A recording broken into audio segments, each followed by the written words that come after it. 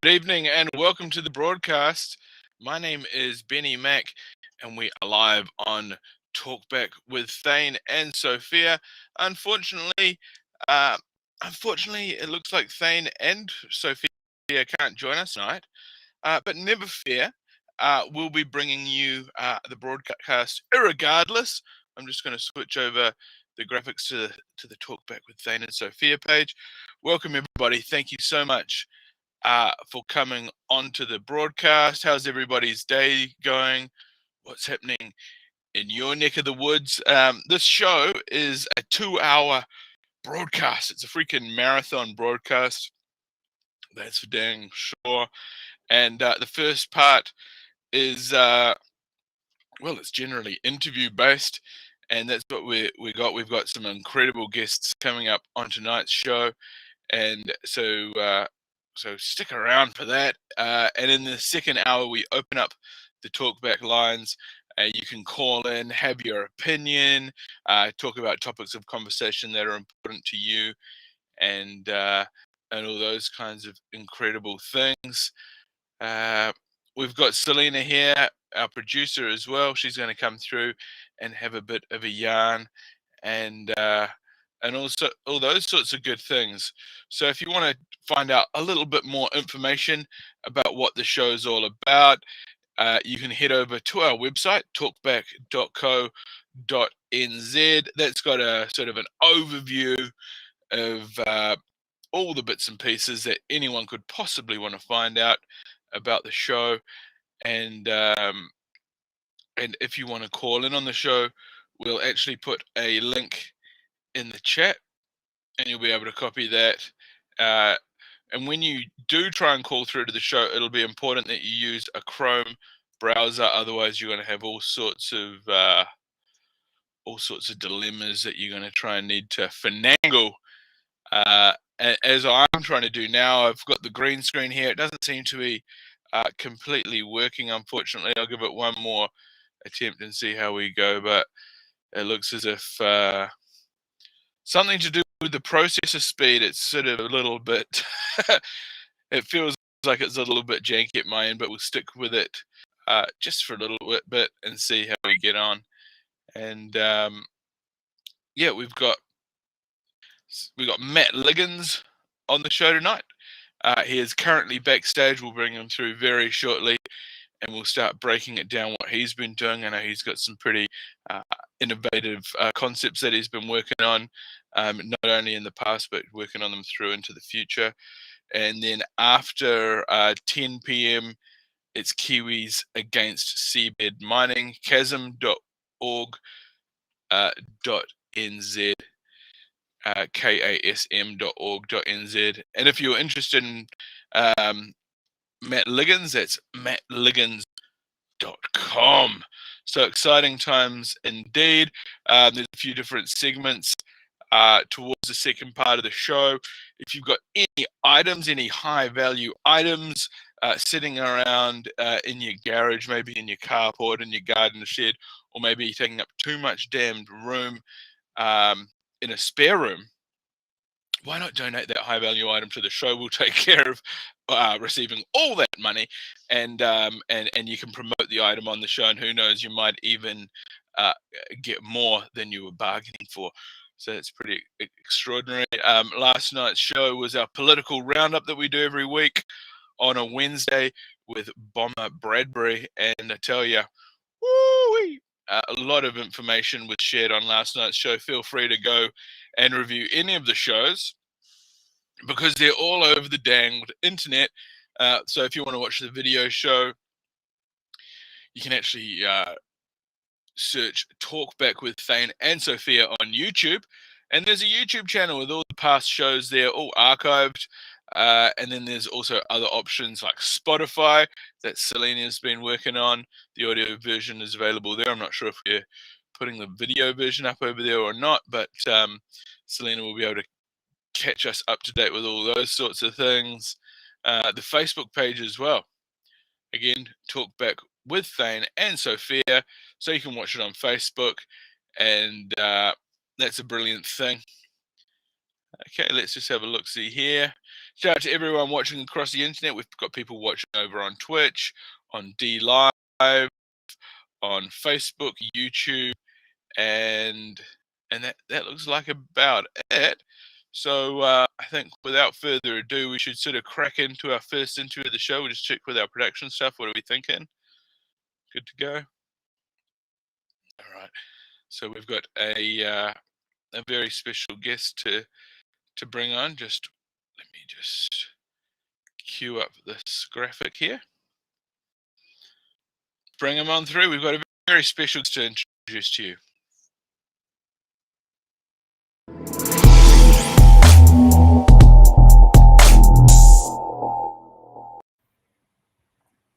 All right, Matt, how you going, buddy? I'm great, man. I wish I had some sunnies like yours. I feel a little bit naked here. Oh, buddy, I tell you, I've got a big ass freaking ring light right in my dial over here, and these things work wonders. It sort of just knocks back all that sort of glare. You know what I mean? Yeah, good throwback to the '80s, and those Oakley blades. I had a pair when I was a kid in Tokomaru. I used to jump on my mountain bike and go down hills as fast as I could go, and my eyes wouldn't water. So yeah, they're pretty good, those things, aren't they? The full-on wraparounds. Yeah, that's what you want. Now, where did you grow up? Oh yeah, I grew up in a town that most people don't know, called Tokomaru. Okay. Whenever I say I grew up in Tokomaru, everyone goes Tokomaru Bay, and I'm like, nah, Tokomaru inland, pretty much just south of Palmy, one of the great towns of New Zealand. Grew up on a dairy farm. Used to run around catching eels and riding motorbikes, and that simple living. Yeah, so sort of lower central North Island sort of scenario. Oh, good. So what kind of farm was it? Was it your classic dairy farm, or what did you guys have going on there? It was your classic dairy farm, herringbone shed. 200 Frisians running around, one bull that gets to have all the fun.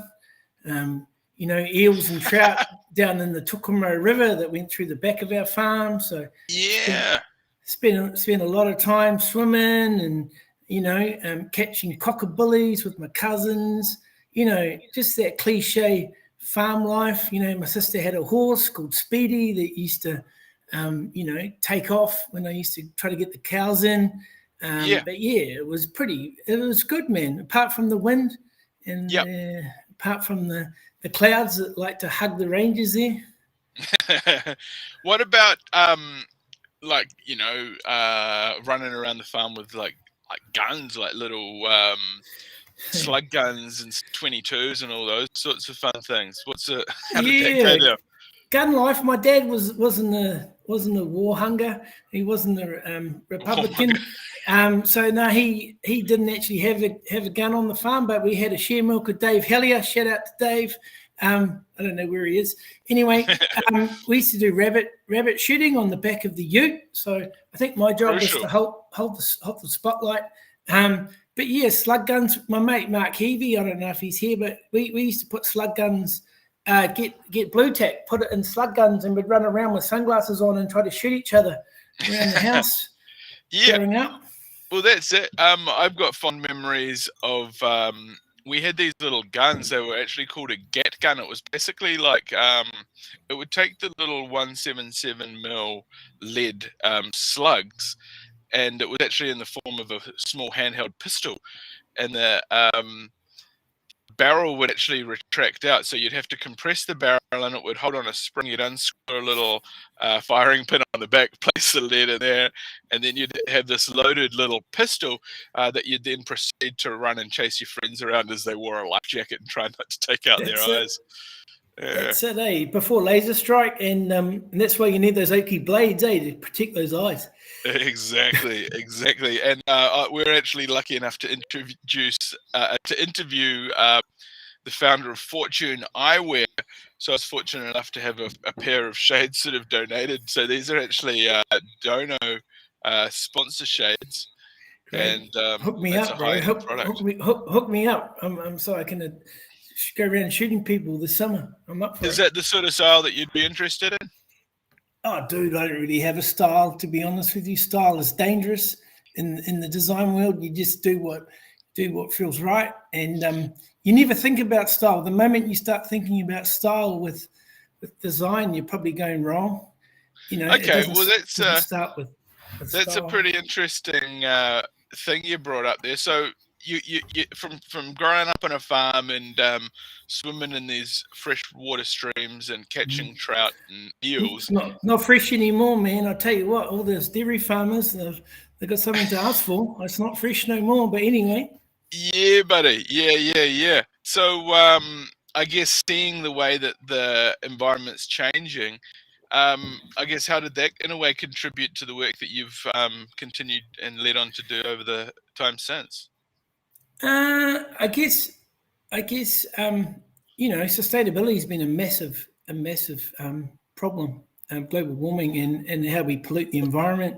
Yeah. You know, through dairy, through cars.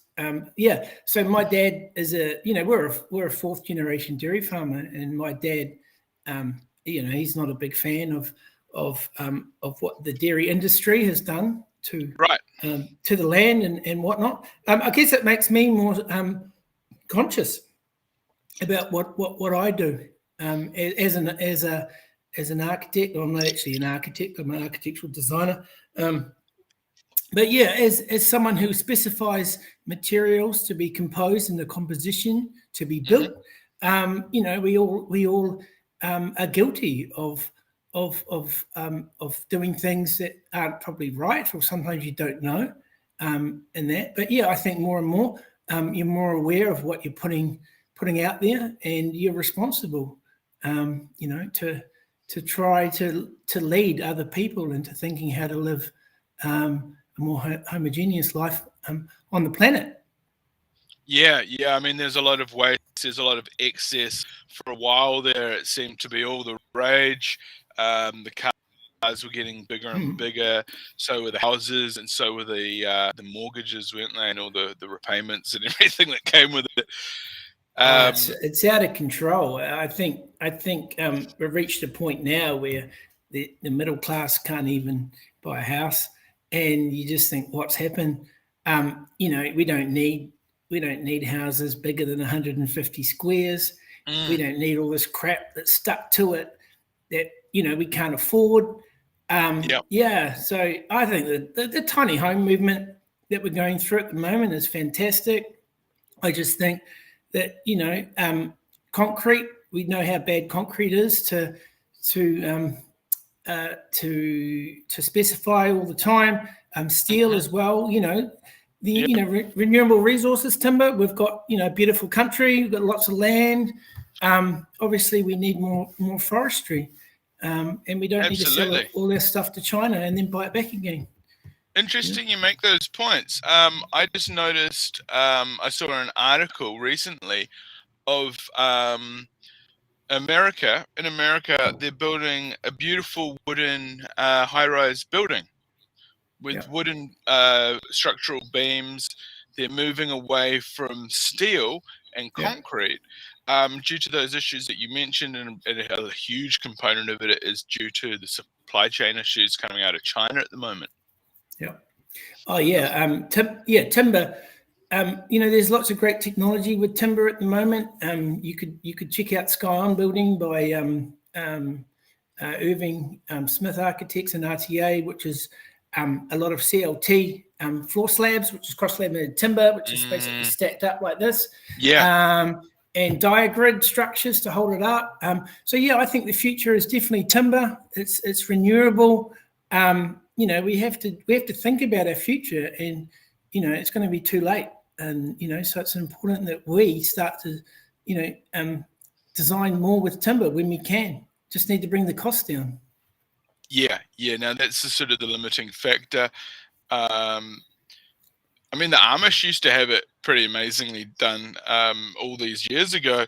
I've actually got a colleague of mine who had a and I think it was maybe a 200-something-year-old barn actually dismantled, placed into shipping containers, flown to the world, and then reassembled in West Auckland by the Amish guys themselves. Wow. Know what they're doing.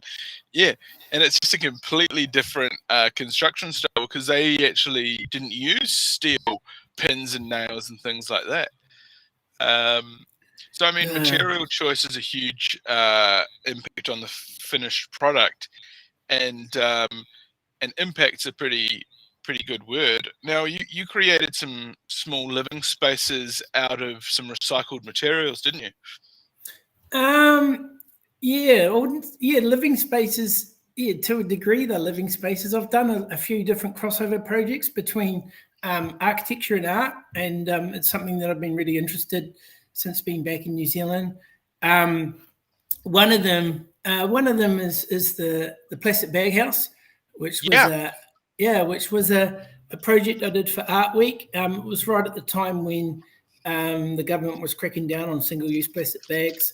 I collected a lot and thought, what can I do with them? Yeah. And I created this stained glass sort of window effect by color sorting all the plastic bags, putting it into this framework of a small tiny home, and then lighting it up from the inside so it would glow like a lantern, and then still having enough light that could come through so it could work with the sun. So just thinking about what are we throwing away that could be reused? I honestly think that we're a bit, we take the easy option. We'll just chuck it in the skip bin and end up in landfill, or but there's been some amazing buildings around the world. Ningbo Museum by amateur architects, which is taking old recycled buildings, masonry buildings, concrete, brick, tile, and then putting it back into formwork and then layering it up. I think we just take the easy option in New Zealand. We don't like change. We might act like we like change in this country, but we're pretty much stuck in the 60s or 70s or whatever. I think we're not risk adverse. We don't like to take risks in our country. Right. We like to feel comfortable. But I think if we are going to push things, you need to take risks. So you got to expect failure, and that's part of the process. You're never ever going to get it right. But I think we could be definitely more experimental with what we build, the materials we use, how we compose them together.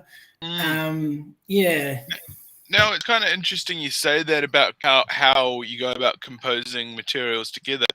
What was the process for making these plastic sheets? Were they melted? Were they sandwiched? What was the process there? Yeah, well, when I first, so basically I built this. You can look it on my website. I built this little A-frame house. The frame's all out of 32 mil ply. The reason for doing that is because plywood sheets can be cut in a CNC machine into any shape you want, and it's really accurate, very, very fast. So I bought loads of 32 mil ply. Got my mate Scott Payne to cut it all up, and then inside the framework I put plastic bags. And that was sandwiched between two layers of 8 mil twin mil polycarb, which would act as a rain screen and a lining to hold them in. And I had no idea if it would work. I experiment. And at first I just chucked them in like this and then put a torch through, whatever. It was too thick. And then I worked out you just need one bag. So I basically got the bags, cut them, and then wrapped them and then stapled them inside the framing. So there'd be one layer. And then, sort of sorted them out into an arrangement to create this different lighting effect. So, it's always just, you never know what you're going to do in design. You got to try it out. You can't just say, oh, this is it, I'm going to do it, and it works. You just give it a go. If it works, good. If it doesn't work, just change it, Yeah, I mean, it's kind of interesting. I mean, I sometimes find myself scrolling through Facebooks, and you sort of see these unconventional sort of recycling practices that they might be using in some developing nations, where it's almost like a matter of just throwing any available plastic you've got into some sort of a churn, trying to stand away from the noxious gas, and it sort of produces this sort of whatever it may be. But I mean, there's people out there trying to make building bricks out of plastic, Yeah. and so there's all different things happening. And now I've seen that this guy built a hempcrete house or a building out of these hemp blocks, which are like larger than traditional cinder blocks, and they've got an interconnecting properties to them where they can stack them much like Lego blocks, put spikes, I think, between them to lock them in, much like rebar. And then they've got their conduit channels already pre-drilled for wiring and things like that. So they're lighter than concrete, cheaper than concrete, and they've got better thermal properties than concrete. Yeah, and it's naturally growing, and it can biodegrade as well. One of my thesis students a few years ago, Gus Carson, he did a thesis on using mycelium as a bonding agent to build building products. Now that's mushroom, isn't it? Yeah, it's a mushroom sort of substrate that binds them together. So yeah, he did experiments using mycelium with sawdust and other waste products to build building products that can also super strong. So mycelium was used in the dark ages of carrying around fire, so it's fire resistant. And also it's super strong. It's fire resistant. It's got good acoustic properties, but it's also biodegradable as well. So the idea that you could have a temporary space that can also go back down into the ground. So and it binds with waste material, so you can throw anything into it that it'll bind to. So it's pretty amazing. I think it's just the tip of the iceberg of what can happen. Yeah, absolutely. Now, not too long ago, I actually I built my buddy's son a little playhouse, and it started off as being a tree house, and then a platform was produced, a 2x2 meter square platform was produced. So all of a sudden, it's got pretty big. So we had a bunch of pallets there, and I built him this. It was a mono-pitch tiny house sort of structure, and it has a really cool sort of Prohibition era sort of Western sort of vibe to it, with all the wood overlapping each other like weatherboards, Yeah, cool. Yeah, and it's quite fun. I used SketchUp, which is a free sort of 3D design program to sort of get my measurements right aesthetically before I started building it itself. And is that sort of similar way that you guys work? I mean, at what point do you consider the design and what materials sort of match up, or is it like they want to use these materials and this will work, or is it a sort of maybe you can talk us through it? Yeah, well, I think the process of building something can start anywhere. Especially artworks can start anywhere, normally with a frustration or something you want to say. But with architecture, obviously it has a site, it has a client with a budget, it has their preferences. So a lot of stuff is dictated already from the get-go, all depending on how they engage you, whether they come to you wanting your work and the way you work and giving you full freedom to do it, and or they come and work as a collaboration with you to get something they want. So it can start with them saying, "Hey, look at this. I like this sort of thing," or "I don't know what I like. Can you show me something?" So with architecture, there's definitely less freedoms with art, but still there's a lot of constraints, and you can push against them, and it's more of a challenge. And that, but regarding the process, I'm a drawer. I love painting. I like making things with my hands.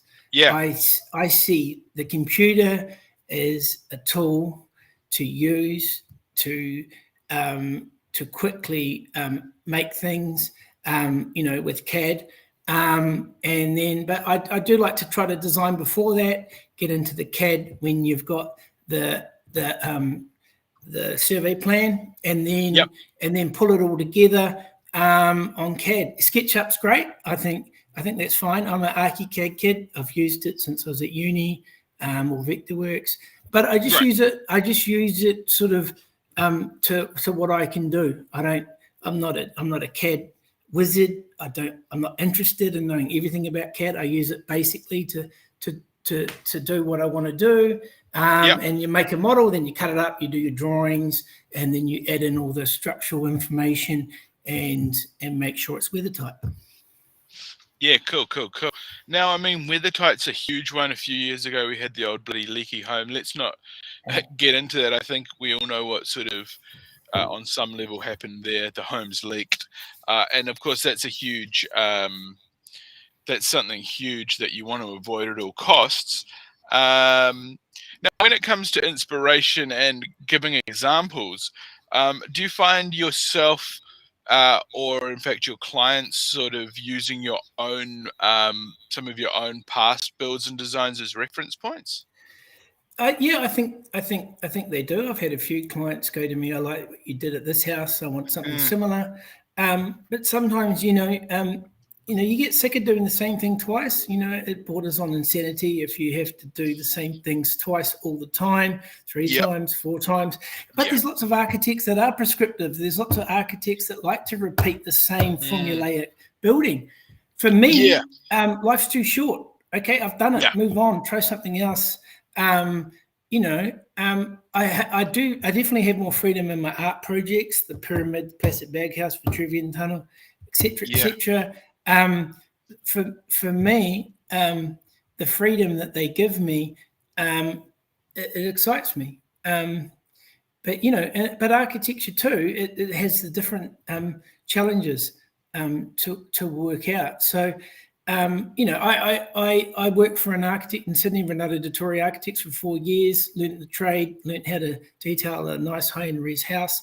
And then after doing that, at the start when I started working for Renato, I thought I want to be a high-end res architect. I just want to do nice big houses with good budgets, And then after a while, I thought, shit, okay, I'm kind of repeating myself. The modernist house has its limitations.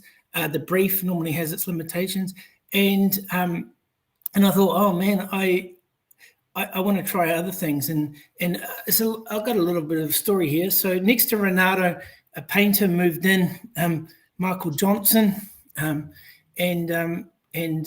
I came back from holidays in New Zealand for Christmas, came back. My sister bought me this book, Art and Life, and by Brett Whiteley. And in the foreword of that book, it had an introduction by Michael Johnson. And then this guy moved into next to our office in Sydney, and his name was Johnson on the door. I could smell this oil paint, and I was like, oh shit, Michael Johnson, are you? And I saw him one day in the hallway. I said, hey, you're not Michael Johnson, are you? Brett Whiteley's best friend. He goes, yeah, I am. And anyway, we became good mates. He worked next door as a painter, and then I used to go in there at lunchtime and have great yarns with him about life, work, and coming from a stressful architectural office to go into a painter's office, I was like, oh my God, Jesus, what am I doing with my time and effort? And anyway, I just did my first house for my friend Lee, Linton House, on my website, and I was thinking, shit, I could go on my own and I could do more art projects. And I used to paint when I was younger, and I ended up leaving at Renato's, getting another little house for someone, and I spent the summer painting in my backyard in Waterloo, and I got a show at a gallery, exhibited a lot of works, and for me it was just it was enlightenment. I was like, oh my God, this is freedom, and it's so quick. Doing a house takes a lot of time, and there's so many people involved: councils, clients, consultants, budgets, etc. But for me, that was a crazy summer. 2012, and it was just a change in my thinking about my practice, what I wanted to do, how I wanted to spend my time. But yeah, these are some of the houses I've done. This is the Linton residence for my mate Lee, and he bought a section, had an old house on it. We took that off and built this house here, and we built it for basically sort of $2,000 a square meter back then, 2011. Very simple house. Wow. Just glass looking out to a valley. Nothing flash, but just simple and easy to build. Back when $1 could actually buy a little bit of wood. Nowadays, material prices have gone absolutely haywire by the sounds of it. We're hearing reports from America that lumber prices have shot up 30% within the last, I think it's 18 months or something. Yeah. And everything's sort of crunching up at the moment, isn't it? How are you finding that's impacting on budgets and scale of projects that you're involved in? Oh, totally. I was affected by that in 2009 when I did a house for my mate Sam and Kathy, and the prices went up in a year, almost 10% in a year. And at the moment, prices are escalating again. I'm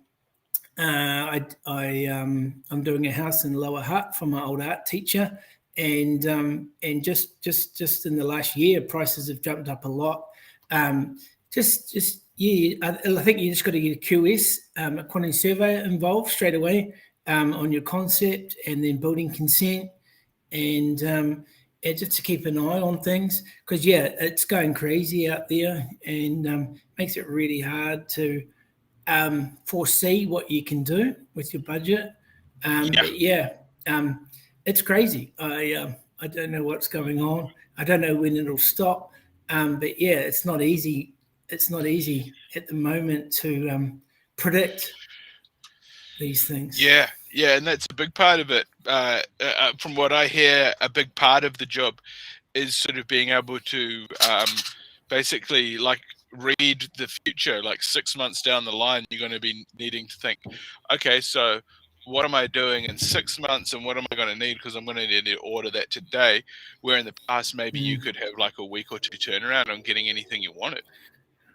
Oh, totally. It's just added pressure that you don't want. Even the consenting process is compared to Australia for getting a building consent here is so much more involved over here. They just want to tick the box on everything. They don't want any liability. In Aussie, they had private certifiers, so it was a lot easier and quicker to get consent. You didn't have to tell a builder to suck eggs and do every single detailed drawing and that. But since Leaky Homes, obviously everyone's tightened up since 2011, and no one wants liability. So, obviously, draw everything, council approves it, and the builder builds it to plan. But it's a stressful profession. Like being an architect is, everyone wants to be an architect as a kid, and everyone's like, hey, I love it and that. But I teach at architecture school. I teach part-time, and teaching was a decision for me to sort of balance out my whole lifestyle. I was sick of sitting in front of a computer for 40 hours a week. Doing CAD. I'd done that for 10 years. RSI in both my wrists. I used to go to work and paint. And there's nothing you could do. You can't say to your boss, oh, just let me off the CAD today. I'll do some drawings with you. And so, I came to an idea that, hey, I'd like to teach part-time, to get away from a computer, also take the pressure off having to get another house and get income coming in and things like that. But just broaden my horizons. Being a sole practitioner, you're stuck in a small circle, and the university job has let me meet so many amazing people and opportunities, and it gives you security. It pays absolutely. You. Now, you sort of mentioned that everyone wants to be an architect when they're young. I used to do technical drawing. I guess you're from that sort of generation A, where it was tech drawing and all that sort of thing, with you actually using paper, pencils, rulers, That's it. these sort of 90 what are they called? Set squares. Set squares. Protractor does angles. Set squares are 90 degrees or a 45 or a oblique or isometric. But yeah, I'm old. I'm old, dude. I'm 44. I don't know how old you are. Yeah, I'm almost 40, and isometric, oblique. It's the way that we sort of see things, and it's kind of cool how you can draw things at these different, almost like you've put a different lens on the camera, or you're looking at it from a slightly different angle. So some of them are drawn. So you've got your front on and your side on, and then you're looking at it from like a 3/4 angle, and it kind of starts looking like a diamond, doesn't it? It sort of comes up at you. So straight on is called orthogonal.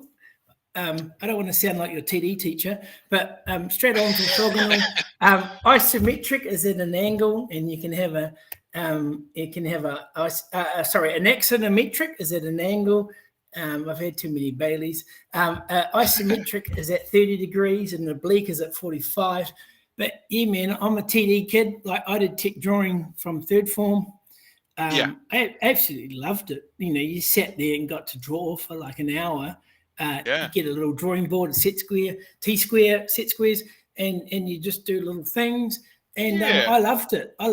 And that's one reason I wanted to be an architect, I guess, is because of that hands-on tactility of getting a nice piece of paper, putting on the bulldog clips, and then drawing your nice lines in 2H, and then drawing over the top in a HB and a bit of shading.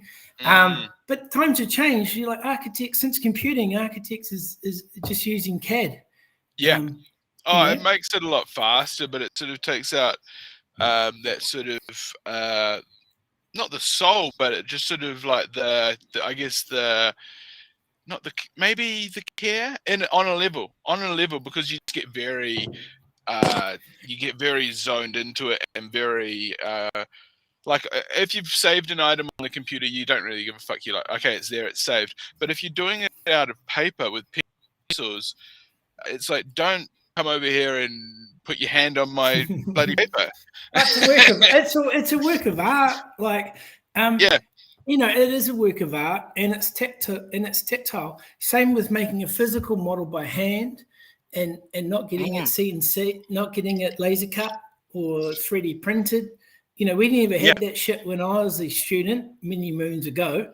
But I guess is it an art office? Is it a studio, or is it an office where all you hear is click, click, click? Oh, I got to do a straight line. I got to hold down shift.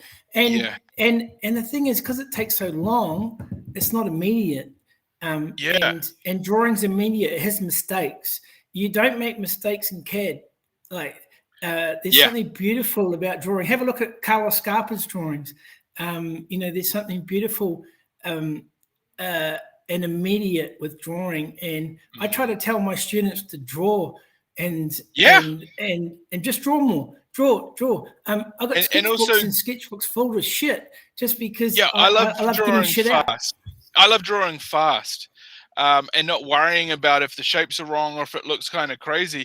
But if you can sort of see it on the page starting to take shape, then great. Put that page there, sketch out an even tighter one, or one that you know, go through multiple evolutions, and you'll find yourself somewhere really quick. Yeah, I think there's something to be said about that was wrong. Like, when you do a drawing, it's just a drawing. If you don't compare it to being right or wrong, it's just a drawing. And if you take away that from your psyche, you'll enjoy it more, and you won't be so hard on yourself saying, fuck, look at this guy next to me, look what he did. He's so good, I'm going to give up. And that's probably the problem. It becomes too competitive, And you should do it because you love it. And who gives a fuck about what that person next to you says? It doesn't matter what that guy says. Yeah. And it's actually quite interesting because when you were discussing before about you'd spend a whole hour drawing, it kind of gave us less artistic and more technical minded people a chance to actually create things on paper that looked good. And anyone could do it. It's kind of like, what do they say? Like, it's one of those things that anyone can potentially do if they learn the technique, how to do it. Whereas, and I think it's easier to pick up too than actual sort of like portraiture drawing or oil painting or some of these, because you've actually got tools. Yeah. And I mean, I guess you can measure with a ruler how you're going to paint a picture. But it just seems very calculated and sciencey. Yeah, well, geometry is the underlying, system that you're working with when you draw. And there's proven ways to draw things with a compass and a set square. And yeah, those rules can kind of guide you along the way. And that's the kind of link between geometry and mathematics is you can see there's a clear link between formulas and ways to do things. But regarding the organic or parametric or doing a portraiture, it's another kettle of fish, right? You're dealing with free form, and you're dealing with perspective, and you're dealing with a curve that's bending in two directions. And some architects buzz on that. There's Zaha Hadid, one of the best architects doing amazing spaces that just dissolve around. Whatever, I think that the most important thing I think for people these days is to follow your heart and do what you love. Like, there's so many people that get lost along the way, and they'll either give up because whatever reason. But the key is, and I try to teach my students this, is find your thing. That's what they do. Okay, that's what that architect does. That's what that artist does. What do you do? And fuck it. And hopefully that comes when you're younger. Sometimes it won't. But, find your thing. And don't give a fuck about what that person says, because that person doesn't matter. It's what you care about yourself. Yeah, and what I've found is as we get older, the things that we do and the things that we think are important change. But then you get to a point where you look back and you realize that some of the things that you were doing when you were younger, even in your youth and at school, were actually some quite significant, cool, interesting things. And then getting back into them can be really rewarding. Much like when I occasionally tinker around with SketchUp, or picking up like an old sport that I used to really enjoy, and then thinking, oh shit, I'm still pretty good at both of these things. Yeah, I think the more you do something, the better you get. And whether you're getting rewired or whatever, every time you do something, or you just realize that, hey, I've done this before and it didn't work, I'll take a shortcut. They say do 10,000 hours, you become a master. It's finding your passion, whatever it is. Like, you find that most people excel because they love things, and it's not a chore. I've never liked the idea you go to work and it's Monday and it's 9 o'clock, and then you finish at 5, and you got to go to work for the next 4 more days, and then it's the weekend, and then you go back to work. That whole idea for me, I did it for 10, 11 years, and I thought, fuck, it's not me. I try to just dissolve those boundaries, exist, do what I love. I'm not going to be here forever. What do I want to do that's original, that can leave a mark, that I haven't seen before? How can I comment on certain things and portray them in a built installation that people can get? They can easily understand. It doesn't go over their head. How can I relate to the biggest percentile of people and portray things that maybe they haven't seen before? Show my version of the truth, or I might be wrong, but who knows? But that's why these art projects I've been doing, for me, have been the most rewarding. And it's scary. I take a risk every time I do a project. It could flunk. Everyone could say, "Fuck, that was shit, Matt. Your last project was crap." But at least I tried. At least I Yeah, that's it. You've just got to get out there, make it happen, and there's a lot to be said for being a dreamer and actually having the ability to visualize something that doesn't exist and then go through the process of seeing it into reality. And I imagine it's quite a fulfilling process. It's a trip. It's a trip to see a crummy little sketch and a crappy idea, and then you add to it over time. And that's the key, I reckon. You don't rush things. Yeah. Like normally in practice, everything is like, okay, let's go. We're going to hit the door. But with these projects, you slow cook them. They sit in my office there in a book, and I pull them out when I think I want to add to it, and they become in their own little folder when it becomes a project, and they're slow cooked. And I think it's giving it the time and the patience to put it together. Is the rewarding thing, but it is that little flash of an idea when you're drinking a coffee at 8 in the morning, having that sketchbook on you that makes you feel connected and present. But it's the perseverance and never fucking giving up and doing what you want and not caring about what other people say and finishing the bloody thing that's important. Because if you don't finish it, it's not done. And then it's putting it into the world and seeing what everyone thinks and not giving a fuck about what they say. Do you find any motivation from people sort of, I find quite a bit of motivation from people when they say that I can't do things or doubt that I can achieve something. That's really, I find that quite powerful motivator. Doubt.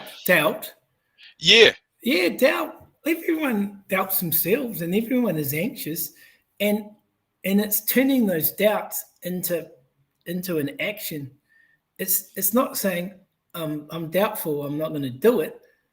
I'm doubtful, I'm going to give this a shot and never give up until I'm exhausted. Mentally, physically, or financially, I can't build it, or whatever. But that's what burns. That's what burns. What's your driver? Why? What are you doing? What you do? It's probably because you doubt yourself and you want to prove to yourself you can fucking do it. Yeah. And it must be quite fulfilling, sort of seeing people then living in those spaces, and then that space becoming a meaningful thing. I guess in the history and the story of their family. Yeah, it becomes their life. It becomes, how much does the environment you're in affect your well-being and psyche? Like, I'm living in the middle of an apartment in the city. Yesterday I was on Daniel's Reef under a fucking tree looking out to the surf. Architecture affects you. And that's the architect's role, is to say, hey, what about this? But artists do it by painting, sculptors do it by sculptors. Architects can design space to make you feel a certain way. Yeah. Okay. So on that note, I've actually, I haven't done a lot of architectural design other than from when I was in primary school. But I'm going to show you the designs I've got here for me buddy's sons. It actually turned out to be a Lego club. So, the kids are raving about these countdown blocks these days. Oh, yeah, I've got some of those. Yeah. So can you see that on your screen? Oh, of course, yeah, it looks pretty good. Looks like I'm back at uni with one of the students showing me their designs. Yeah, mate. So, teach, this is what I came up with. our most of these bits of chunks of wood in here are just the bits off the pallets, off the sides of the pallets screwed together. And I didn't want a leaky building, so I went for the mono pitch roof. Just use corrugated iron with 3 strips with a clear one down the middle. And did the 3 beam thing with a couple of big windows you can see there that the kid can climb in and out of and see right through the house. Sweet. When do you want a job? You can start working with me tomorrow. Oh mate, I should try and get the after photo onto the screen, because the kids loved it. And the door height, that front wall that you can see there is 2 meters high, and the back one's 1.5. And the kid's 1.2 meters high. So there's enough room to put a little bed above the door there on a little mini loft. Yeah, get a little mezzanine in there for the little buggers. Yeah, mate. And then you can just sort of lock them in there, and then the adults can be up the top there smoking and drinking and making noise while the kids are sort of down there locked away. That's it. And take the chain away when people turn up. Quickly unlock the chain. Yeah, exactly. And what we found quite a satisfying moment was actually sort of, before anything had been built, envisaging where it would sit, what angle it would sit at, and those sorts of things. That we found that quite enjoyable. All those little things are, man. Like, where's the sun? Where's north? Where's the sunrise? Where's the wind? Where's the views? These are all the things that we, they're fixed. When you're an architect, they're on the plate already, Yeah. All sight lines, what you can see from when you're standing in there, what you can see when you're looking down at it, whether it's in the trees or whether it's in the sun. What do we got here? Okay, cool. I'm just going to quickly email these photos to myself, and then I'll try and see if I can. Oh, actually, no. I've got a question from Michelle here. Hi, Matt. Can you design houses for people in wheelchairs that give access on different levels? After watching Kiwi Bake Off, I want to retreat to the countryside. Hey, I don't blame you. I want to get to Palmy on Wednesday too. I've been in Auckland for 110 days. Wheelchair access. Yep. So you need ramps that are at a certain gradient. You need a certain width. And you need to be able to maneuver around.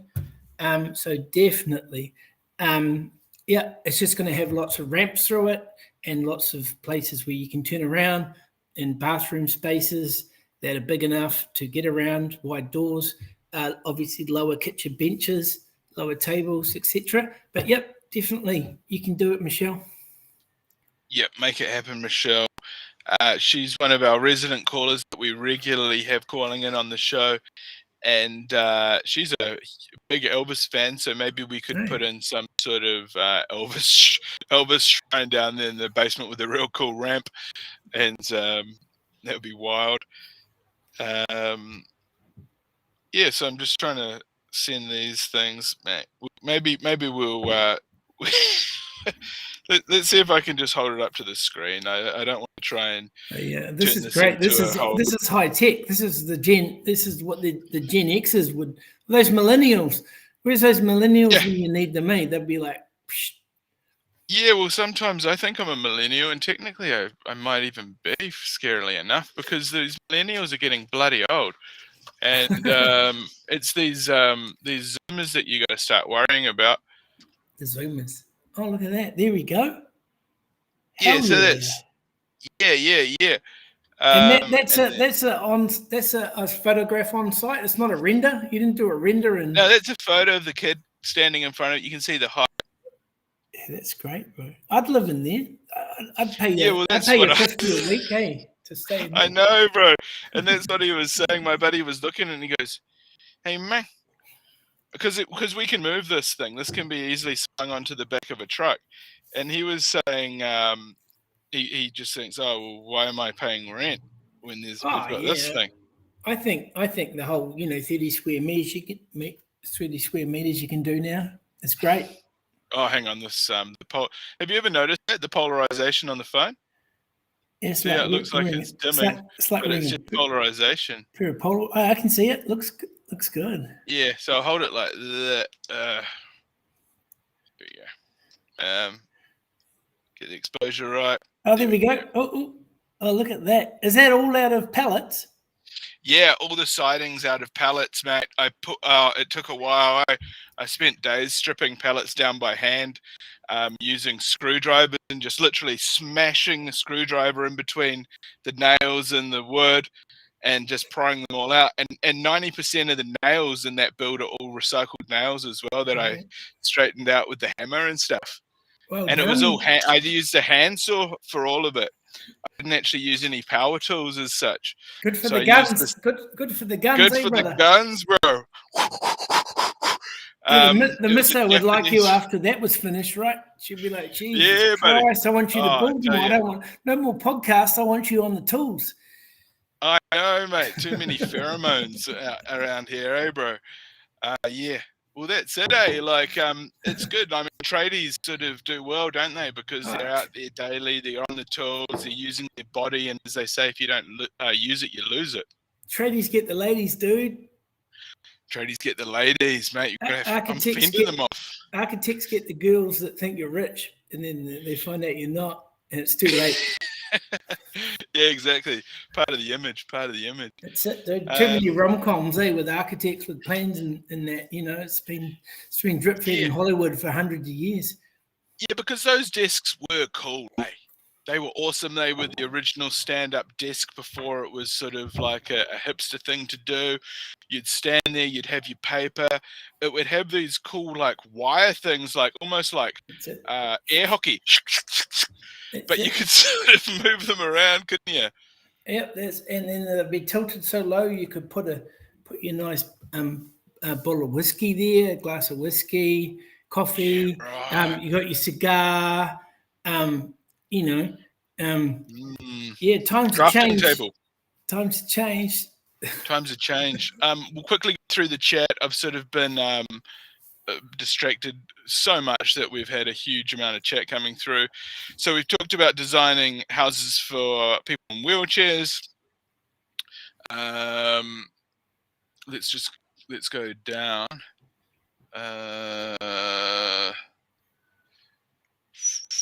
I like that you're a fact checker. I like that you've got the title fact checker there. Are you going to check any of my facts and make sure they're right? Oh yeah, we've got an AI running at the moment. We all trust the AI now, so it makes life easy, doesn't it? Believe in the AI. Yeah, that's sort of a bit of a fun title because all these shows these days, and no matter what anyone says, there's always sort of someone disputing the truth behind it. So that's a bit of a fun tongue-in-cheek title there. No more time than now with COVID, dude. Yeah, exactly. All the tinfoil heads are coming out. Yeah. And it's kind of fun because sometimes it's actually more entertaining for the facts to be completely wrong, and then you have to figure them out yourself. Yeah. There's no better way than going down the wormhole at 4 a.m. and then waking up going, what the fuck was I doing? Yeah, exactly. Not sure whether you've been given a experimental drug or nanobots. Yeah, dude. Crazy times, man. I want to see what's happening in another 20 years. I think the last 5 years have been a trip, to be honest with you. Mate. I just watch life like a movie. I just sit on my couch and look out the window and I don't need to watch no Netflix. It's like just watch the news. Yeah, tell me about it, brother. Hey, are you happy to stay on for a little bit longer? Of course, I got nowhere to go. Okay, cool. I'm going to wrap up this show and then start up the other show, okay? Because I'm just filling in on this show. We'll be right back. Thanks, Matt Liggins. If you want to know more about Matt Liggins and study his creations in depth, they've been dutifully, I guess that's a word, isn't it? Dutifully documented, categorized, and archived. Yeah, dude, that's my living gravestone. When I die, all my stuff's on there. There'll be a QR code right there on the thing. People will pop it up an augmented reality sort of. Anyway, that's the website down there, everybody. Matt Liggins, thanks for joining us on Talkback with Thane and Sophia, and Awesome. maybe we'll get you on this show again. Yeah. But stick around, we've got a whole other show coming right up, and we will be right back.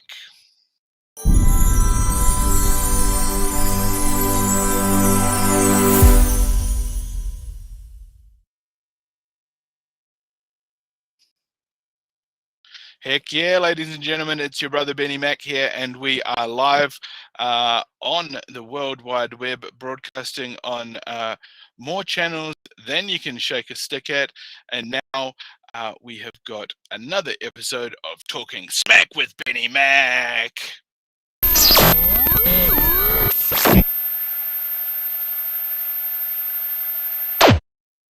Okay, we are broadcasting live on youtube.com. So if you want to go over there and join the YouTube channel, you can. The channel name is Benny Mack.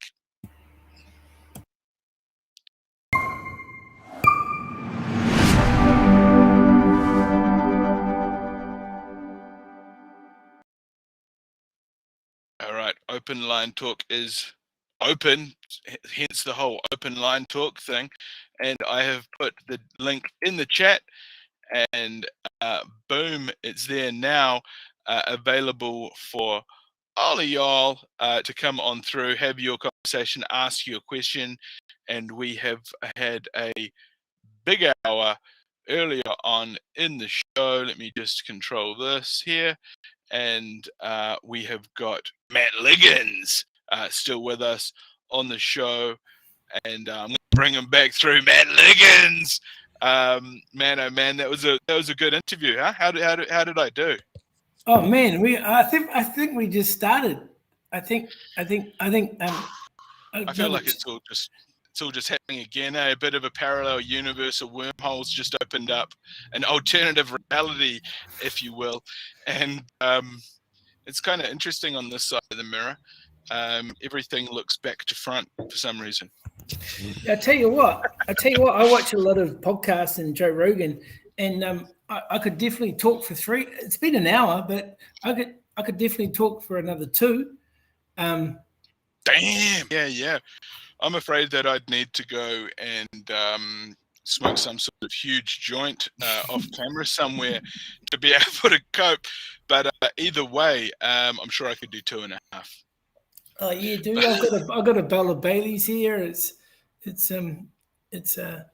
pretty easy. Good. But yeah, the only thing I'd like to add is that honestly, if anyone's listening here that's at a wit's end and you know is just thinking, what am I doing? I've had that thought, and I've stuck with it just because I knew I wanted to do it. And I tell you what, I tell my students that it's like, fuck, man, if it was easy, everyone would do it. And I think part of being, you know, the important thing is doing what you love. I've said it before, and never giving up, and just keep working and working and working. And hard work beats talent. It doesn't work, you know. Yeah, that's true. And enjoy what you love. And if you don't enjoy it, change it and do something else, and just keep turning and finding what you want to do. Absolutely. Now, I've got a thumbnail that we saw of you, and it looks like you've got some sort of cybernetic eyeball. What's the story behind that? I got punched by a dude when I was talking to a girl, and one of my eyes is that color. Really? No, that's what happened to David Bowie. David Bowie got punched by a guy, and one of his eyes changed color. So that photo comes from my mate Dan Erickson. Denny boy is one of my good friends. He's from Ashurst, which is just to the east of Palmy. He took that inside the Vitruvian Tunnel, and I don't know if you've seen the Vitruvian Tunnel. It was an artwork I did for Bright Nights, which is based off Leonardo da Vinci's drawing The Vitruvian Man, which is based off Vitruvius writing about proportions.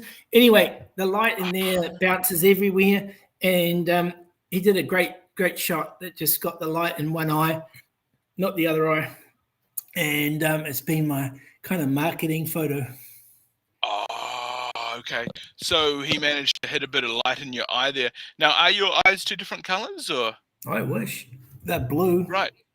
They're Oh, okay. blue. Yeah. It looks like you've got a contact lens in, or something along those lines. I used to wear contacts when I was younger and more vain. I failed my driver's license in Shannon and had to wear glasses and didn't want to wear them at Palmy Boys High, so I got contacts and my eyes went bluer than normal. Oh, I see. Yeah, no, that's the art of photography. Now, the Vitruvian Tunnel, was it called? Yeah, Vitruvian Tunnel. Is that one of your creations? Yeah, man. If it's on my website, it's me.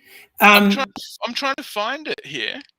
You're in the architecture section. You got to click into art. Go back and click in art, and you'll see the Vitruvian. Oh, I see how that works. Right. Okay. So you got art here and architecture here.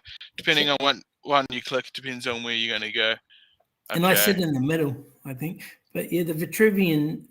Okay, let me just bring this up so that everyone at home can watch. Just got a rescue helicopter overhead. That should clear shortly. It's just going into the hospital. Are you in Grafton somewhere? Yeah, buddy. Right there on Grafton, right next to the bridge. There we go. Yeah, so the first one is the Vitruvian. Oh, yeah, that's an equilateral triangle for you. I added to the drawing, which was the circle, which is based on the feminine, which is the curve of your arms and your legs, centered from your navel, which is the feminine, and then the male, which is the square, which is centered from your groin, which is your arm span, and head height, which is 1.77, which is the average height of the Kiwi male. And then my part of history was to add a triangle, which is maybe the holy, the third part, which is something above, which is the triangle. So I put a triangle around them all, and then I basically just lit it up like that, as you see, and that's it. That's my contribution to history. Oh, that's genius. Because what's happened is it's sort of created an infinite reflection, hasn't it? Yeah, I think. Yeah, so the whole thing came about when I did the plastic baghouse. I put the polycarb inside with these lights, and I saw this amazing sort of reflection. Yeah. And then I thought, fuck, that's shit. I can only experience it by lying on the bed, and then and that's why I decided to make a bigger piece. And then Angus Muir did all the lighting. Shout out to Angus, and that's how I had to base it on a human scale and human proportion. And I thought, well, what's the best scale of a human? And it's the Vitruvian man. Because it only makes sense that it's based on the human form, because that's ultimately what architecture is. It's creating a place for the human form to comfortably exist. Yep. In its relationship to the proportions of the human body in space. And that's what this work discusses. And and I think it was great that you got everyone in there. The thing is, with public art, it's not in an art gallery. You're not suddenly saying, okay, only certain people will feel comfortable walking through the doors and being in this space, but it's open to everyone, and that's the beauty of public art. It's almost like public experience, and the art just happened to be there because the experience is so cool that just by experiencing it, you become sort of whether you thought you would be or not, but you become an art critic in that moment where you're actually critical and you actually got a reaction, and it is sort of the art's communicating to you, and you're existing in it, and you become part of it, and you become object inside of it, and the interesting thing is, what do people do when they go in there? Like, a lot of people wouldn't even know about this drawing, and what becomes normal to be inside. There's my girlfriend Janelle inside the plastic bag house. There's all the plastic bags. That's at Kuiper Sculpture Garden. If anyone wants to go up there before mid-Feb, when it goes to my parents' place. Oh, okay. Yeah, I'd be quite keen to go up. That sounds awesome. Good place to have a sleep, you know. Looks very peaceful. And what about this little pyramid that I'm looking at here? The pyramid. Yeah, the pyramid schema. I did it in 2016. If you type in my name into YouTube and just type in Matt Liggins into YouTube, you'll see this little thing. This is all about how tough it is to live in this world, how we feel like we're in a pyramid scheme where the people at the top are doing really well, people in the middle are, and the people at the bottom are struggling. And I thought, well, what can I do to cheer up people that are in the city working fucking hard just to make ends meet? And I thought, well, look, at least I could just give them a drawing. I could have a random conversation, find out what makes them happy in life, and do a sketch and pass it out through the front mouth. Okay. So it's just a random act of kindness. It wasn't Ku Klux Klan. It wasn't a healing pyramid. It was purely a way to anonymously have a conversation with someone and give them something that was free. And that makes them happy. So when they're struggling in life or they've had a bad day, they look on the fridge and they see what makes them happy. Like could be their kids, could be their whānau, could be some food, could be nature, whatever. But yeah, it's just about remembering what makes you happy in life. Oh, mate. Well, you've made us very happy tonight, and we appreciate you for coming through and some of your stories and giving us some examples. That was bloody marvelous. And the website, of course, is mattliggins.com. His living seed bank sort of thing, where they lock everything away. It's a vault, isn't it? It's a bit of an open vault. So it's all there. If you want to see the art, just click on the art at the loading screen, or architecture, just click on that and it'll bring you through. Hey, cheers, buddy. Our next guest has arrived. So thanks for sticking around, and feel free to come on anytime, brother. Cool. Cheers, Benny. All the best. No Enjoyed problem. It. Sure. Yeah, cool. And feel free to do anything, share the broadcast anywhere you need to, cut it up, or do what you want to do, buddy. Will do. I'll make myself look good. Cheers, mate. Yeah, bro. Okay, cheers. Thank you so much for your time. Matt Liggins, what a guy. Brilliant guest. And speaking of brilliant guests and special guests, our next special guest has arrived.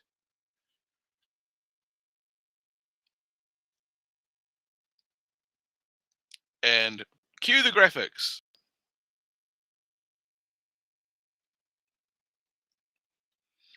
Okay, scratch that. Cue the guest. Welcome on board, Cindy. How you going? Kia ora. I'm good. Bit hot. Kia ora. Welcome. It is a bit warm, yeah. It's getting muggy, isn't it? Yeah. Yeah.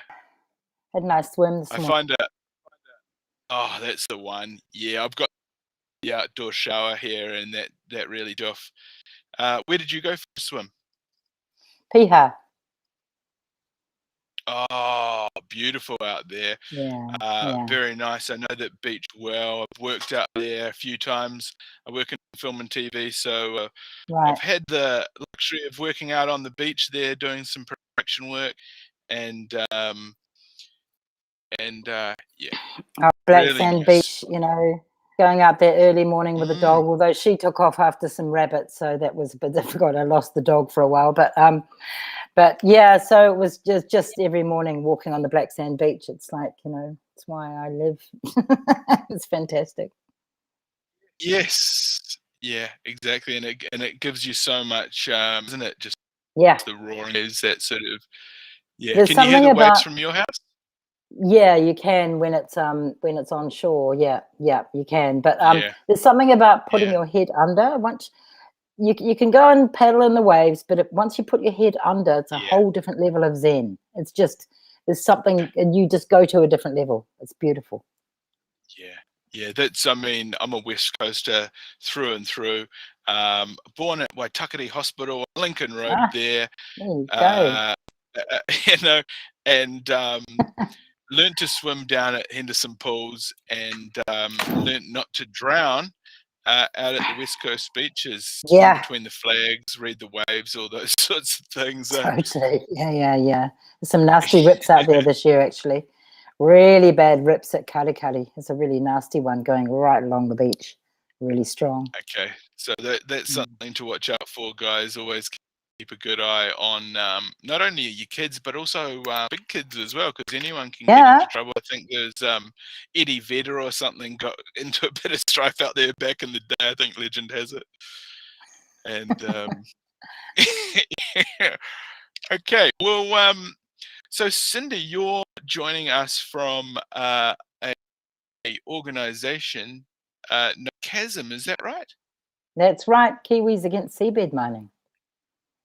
Okay, and we've got the win the screen here, kasm.org.nz.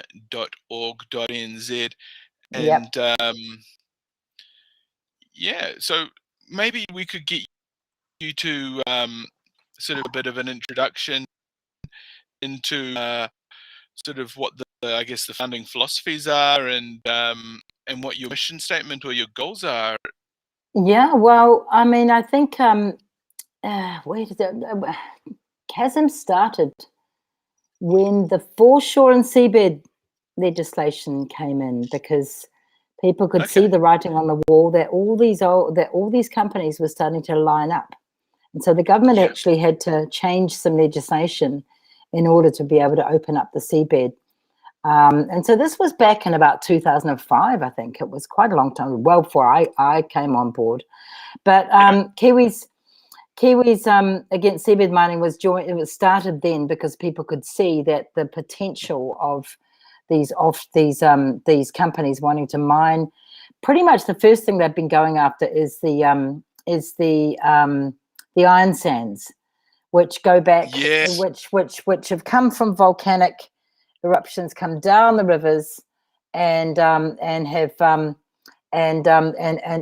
along the coast. It's been and so basically they started raising awareness. We started raising awareness. There were holding meetings all down the west coast and of the North Island, and talking to because there's no big cities on the west coast of the North Island. I think Whanganui is the biggest city. Whanganui and New Plymouth are the biggest cities. And so a lot of small communities, people who love their ocean, they love the beaches, they, and they love their surf breaks, their fishing, their, all the things that, we all take for granted as Kiwis. So, and then along came the first application in 2012, it was. Trans-Tasman Resources started, put in an application under this new legislation that the national government had brought in to mine the iron sands off the seabed of the South Taranaki Bight, digging up 50 million tonnes a year, every year for 35 years. Wow. If you can imagine, in a 66 square kilometre chunk. I think that I mean, it's very clear, Kiwis against seabed mining. A lot of people may start thinking seabed and deep sea fishing, completely different thing. Completely different resource. So that's something to be super clear about. Even though it says it in the title, mining, I think the mind automatically goes to images of trawler nets and activists throwing big rocks in. People also get confused with deep sea drilling for oil, which is different again. But if you imagine, can you imagine a 66 square kilometre chunk of land being open cast mine? Just open cast, just like, just the whole.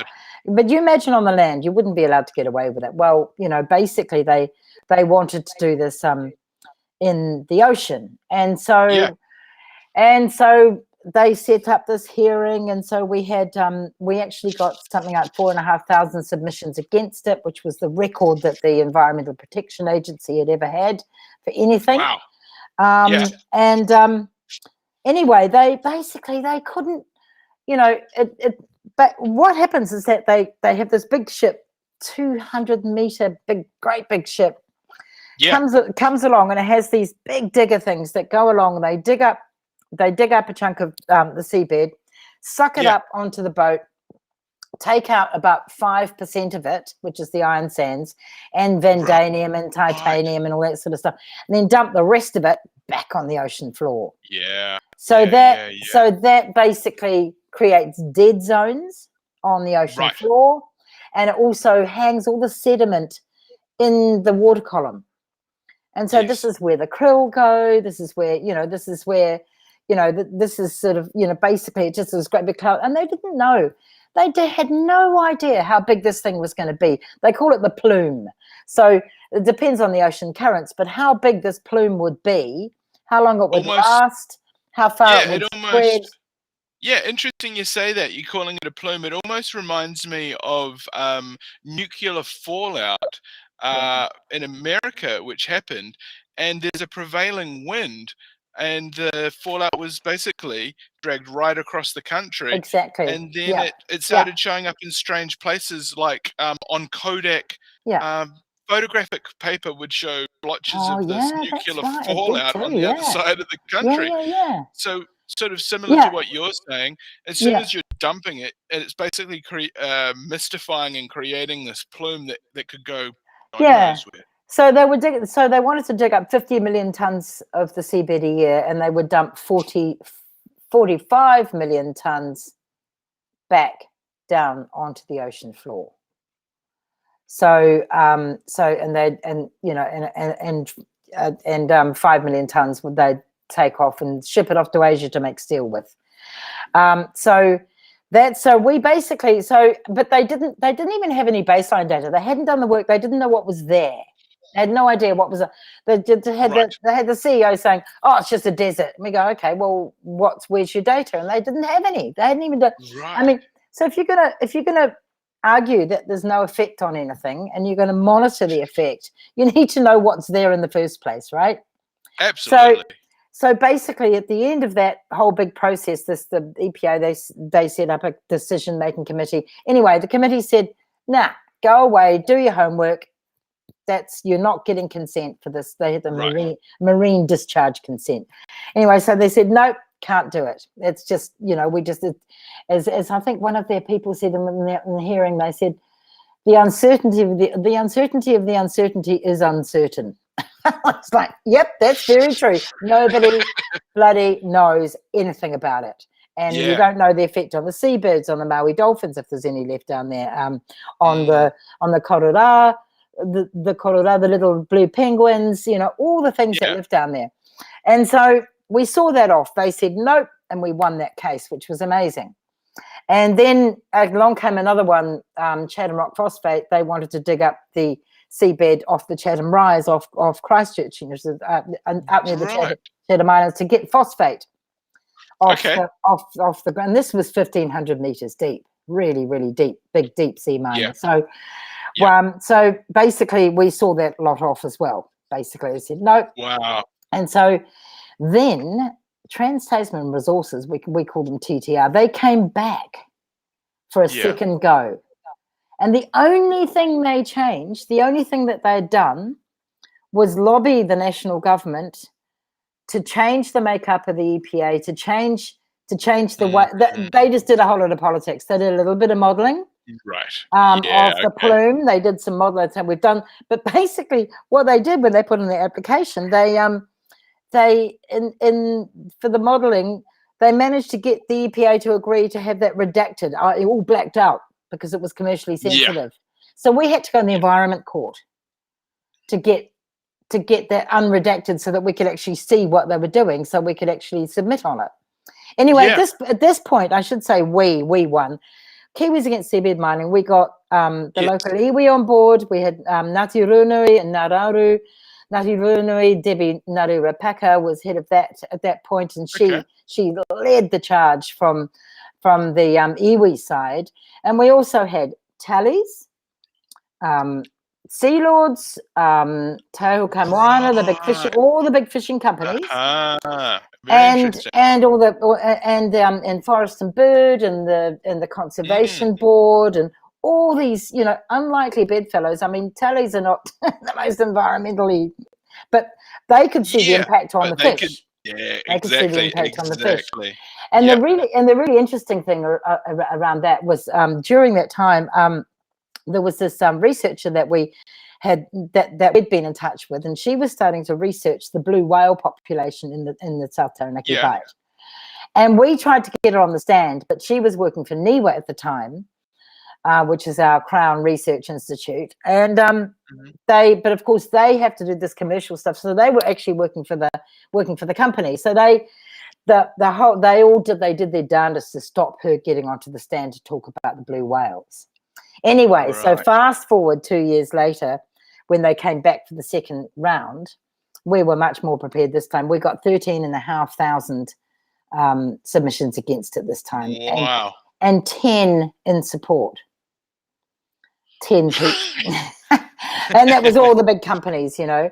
And it was amazing. But we also had Lee Torres, this researcher, this is in her third year of doing the research on the whales, and she came in off the research vessel, and was the last day of the hearings, and she came in and she basically said, we have seen 68 separate whales in this year's expedition, and basically went on to say that what she's now established is that we have our own population of pygmy blue whales living in the South Taranaki Bight, which is absolutely amazing.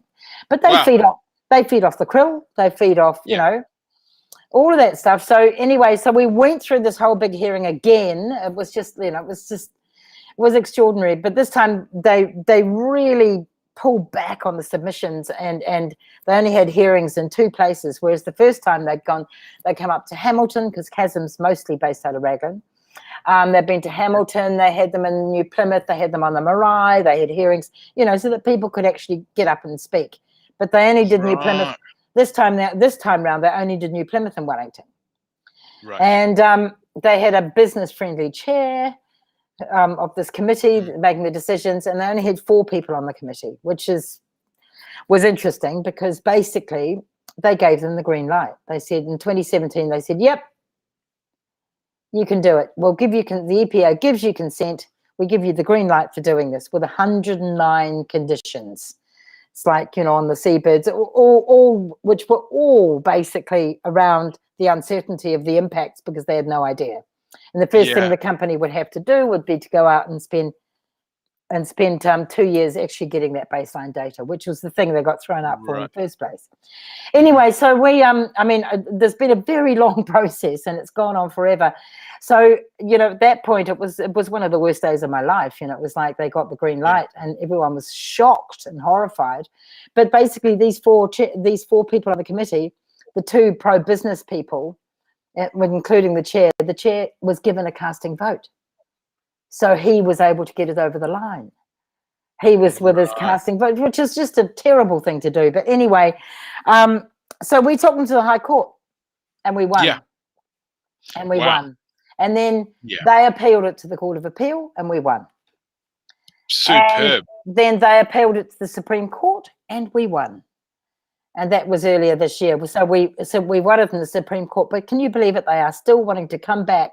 The Supreme Court said, well, it's got to go back to the EPA to look at the decision in light of the you know, our in light of the information that they've given.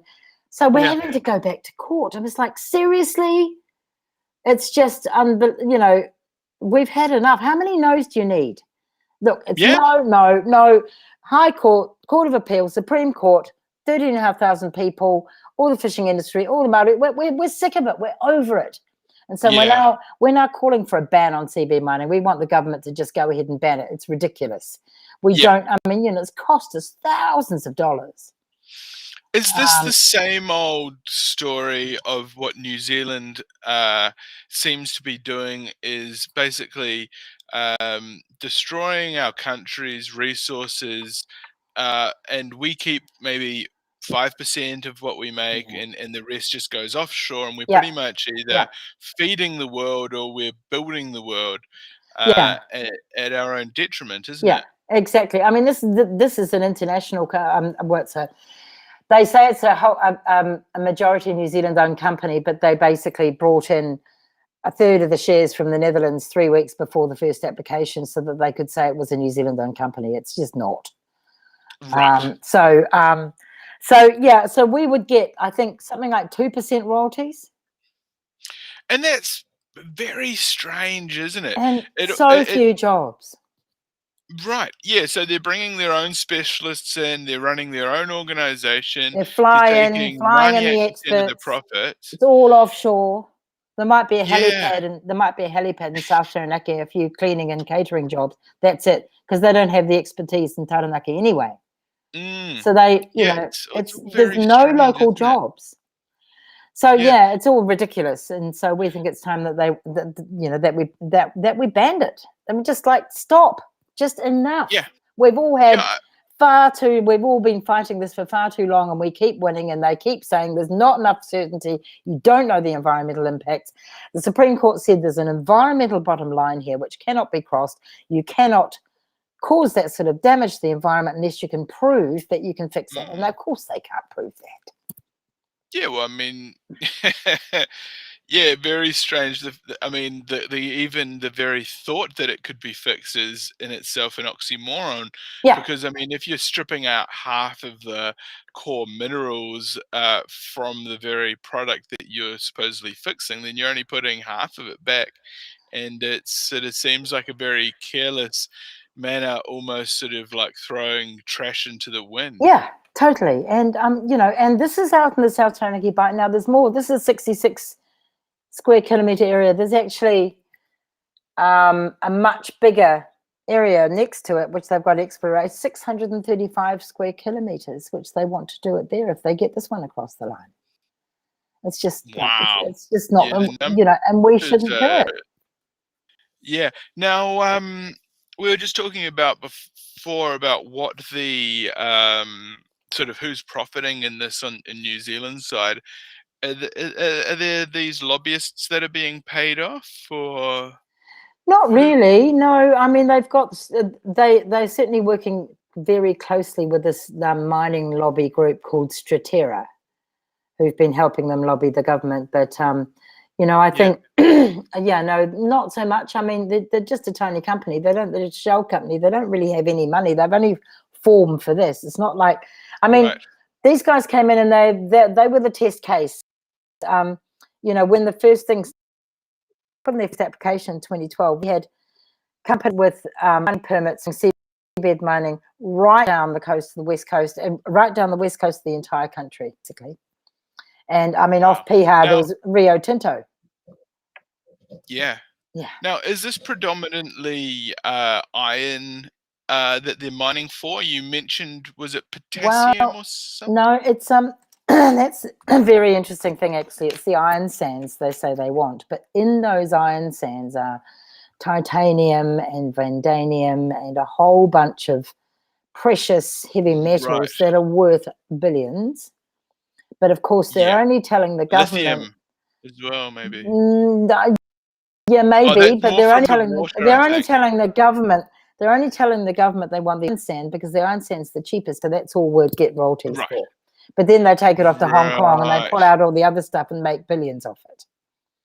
So, oh my God.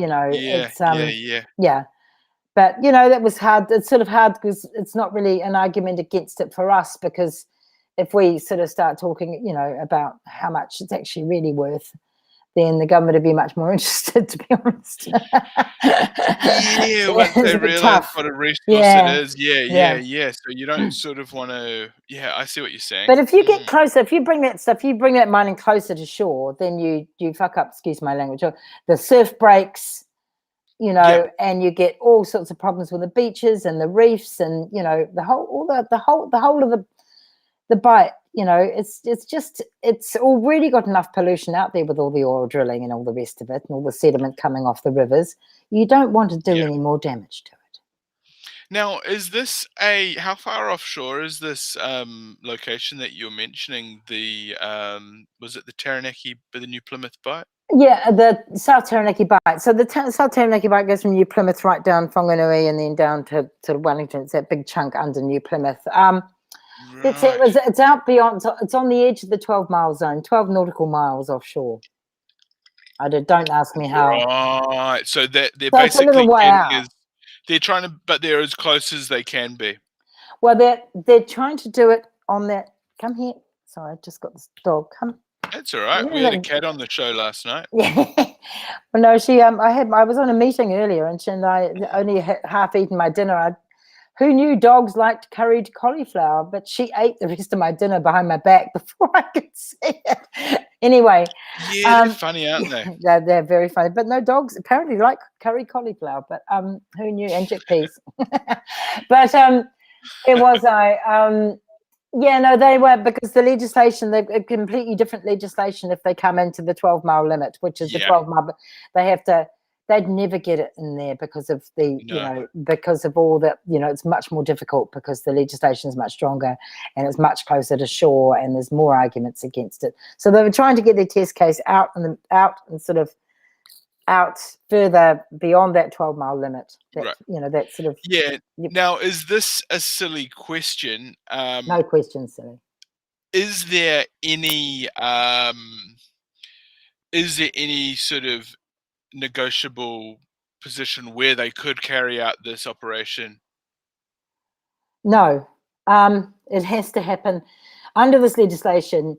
You have to get them. New Zealand Minerals, the New Zealand MB, and the government dishes out mining licenses left, right, and centre, right? Which is awful, and that should not be the case.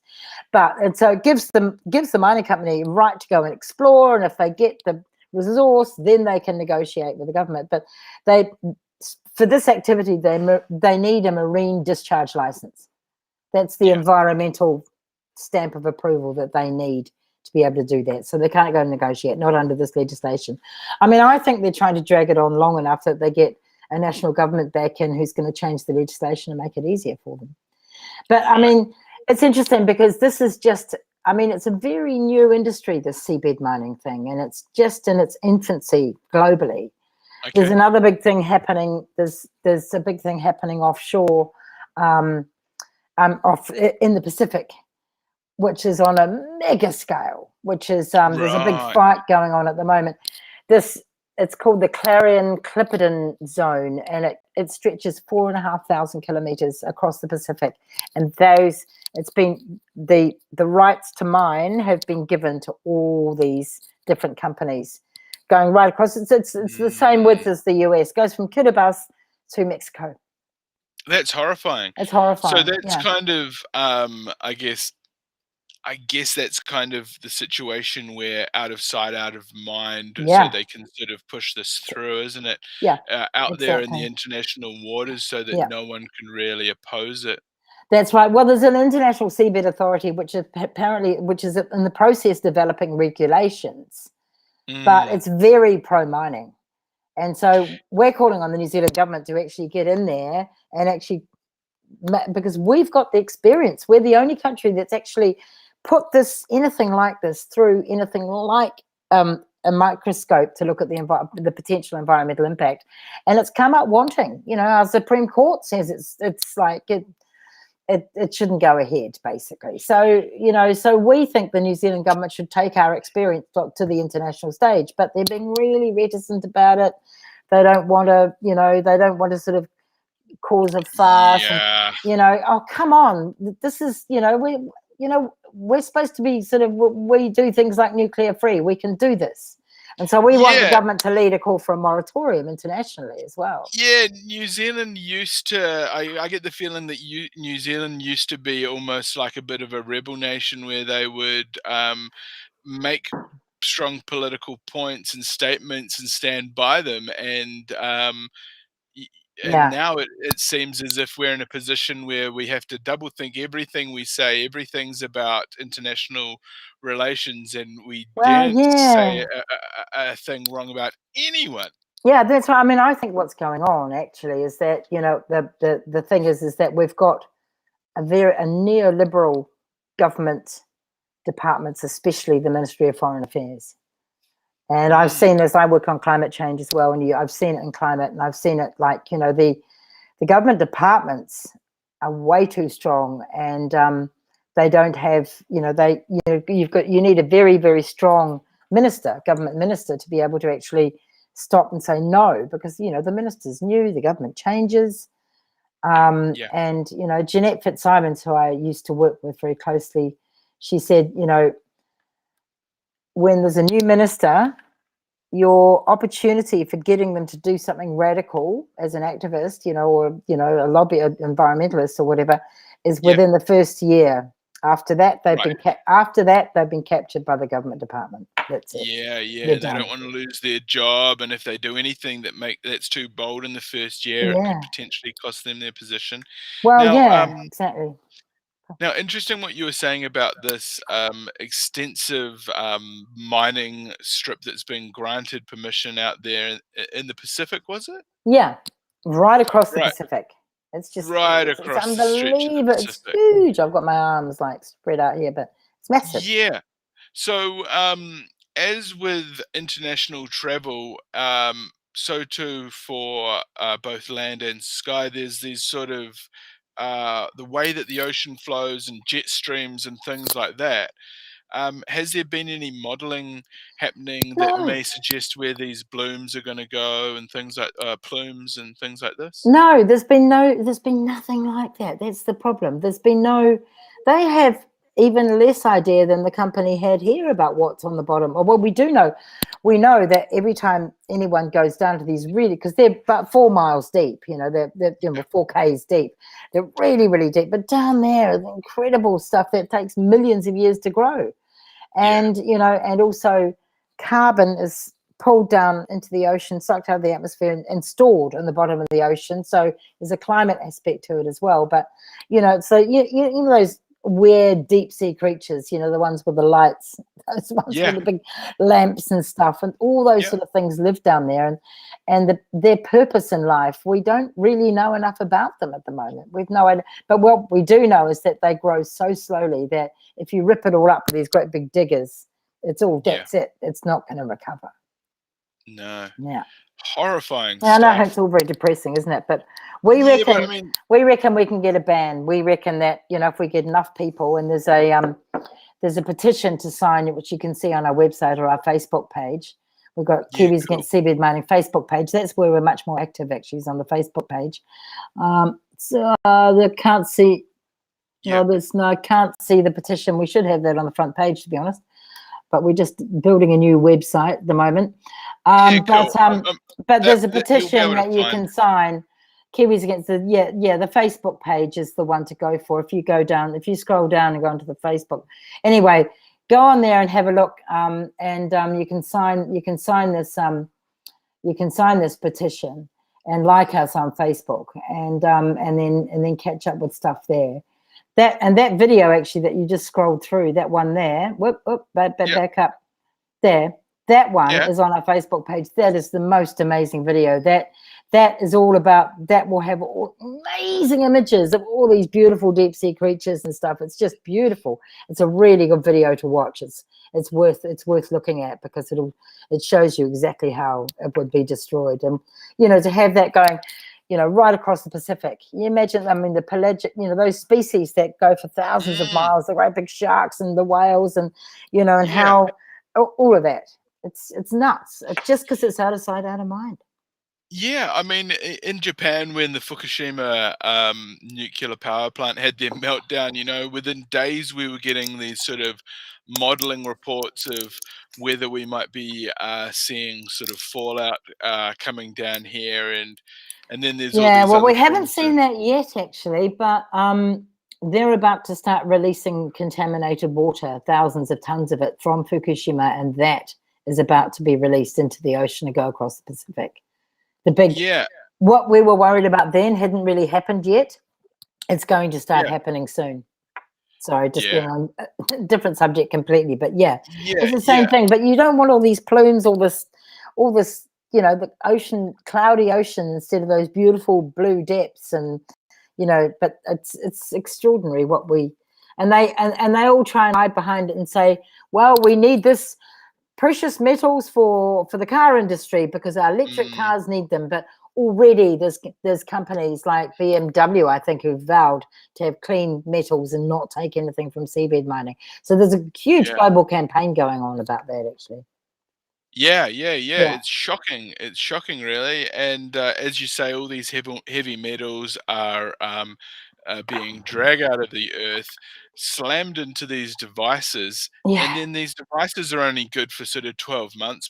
But by the time you sort of so much waste. trash them, and so it's. But I'm quite keen on blue whales and little penguins, really. Yeah, quite right. Did you hear about the little penguin that was found down the line? I think it was on the west coast. Yes. Just in the last couple of days. Yeah, That was quite that was beautiful. Yeah, that was a nice story. That was my friend Jerry McSweeney, actually. He picked it up and rescued it, put it in his backpack and got it off to the rescue centre, and it all got patched up nicely and was released. It's all very happy.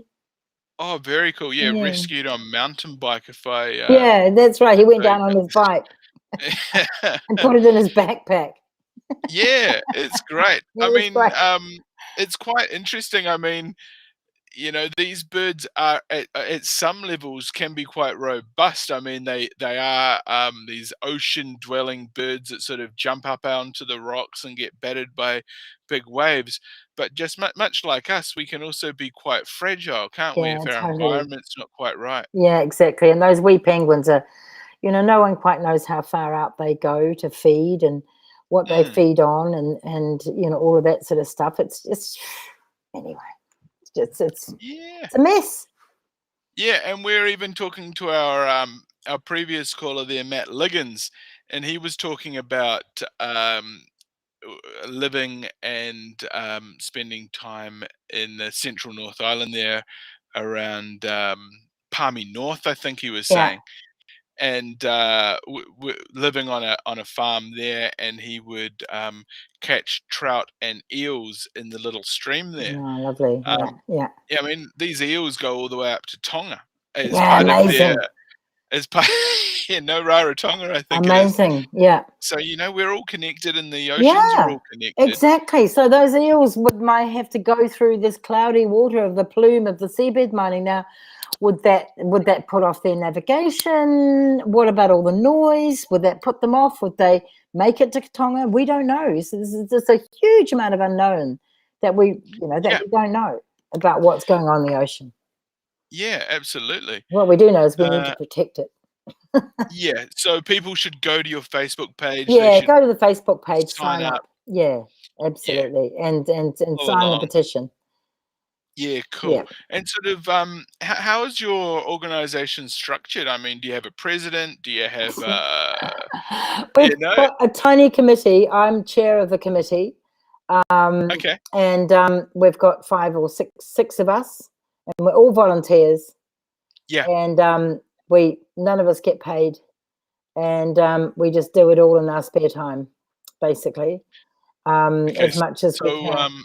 So have you got a place where people can donate and help with? Yeah, that's on our website. You can donate from the website, but really, we really need to get everybody out there. If you're going to do anything, is to sign that petition and share it, and make sure that many people sign it as possible, because we're working quite closely with Greenpeace as well. We've been sort of right next door with Greenpeace the whole way through this process, and come. What's your dog's name? Pearl. Where is she? Pearl. Hey, Pearl. Oh, lovely. She's a mad collie, and she gets all wound up when I'm on a Zoom call. Oh, fair enough. Fair enough. She's sick of it. So, I mean, the pearls are sort of an interesting thing. They're created by an irritation, aren't they? A beautiful pearl. Yeah, she's an irritation. Beautiful irritation. She's funny. She gets me out every morning. She wants to chase seagulls, but she's not allowed. She wants to round them all up. like a good collie does. You see that story the other day with they've employed all these rescue collie dogs at the to see off the seagulls around the opera house, all the restaurants outside, all the seagulls have been a nasty pest. So they've got all these border collies running around chasing seagulls and keeping them away from the restaurants. They're doing a really good job and doing it perfectly. But some of them get over enthusiastic and end up going off wharves and things. So they have to have little life jackets on. But they're that sounds cool.